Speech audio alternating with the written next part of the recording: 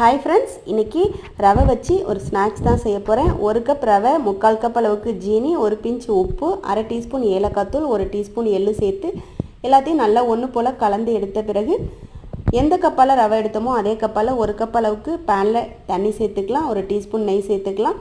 ரெண்டும் சேர்ந்து கொதிச்ச பிறகு நம்ம கலந்து வச்சிருந்த ரவையும் ஜீனியும் சேர்த்து நல்லா mix பண்ணிட்டே இருக்கணும்।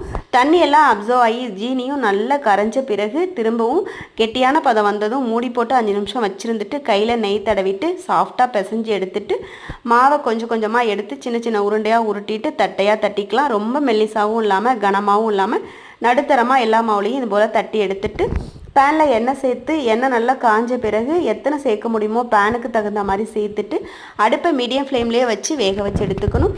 ரொம்ப செவந்து வந்துடக்கூடாது। இது போல அதிரசம் மாதிரி உப்பி வந்த பிறகு எடுத்துட்டு லைட்டா அமுத்தி எடுத்தோம்னா சூப்பரான ஸ்நாக்ஸ் ரெடி ஆயிடும்। பிடிச்சிருந்தா லைக் பண்ணுங்க।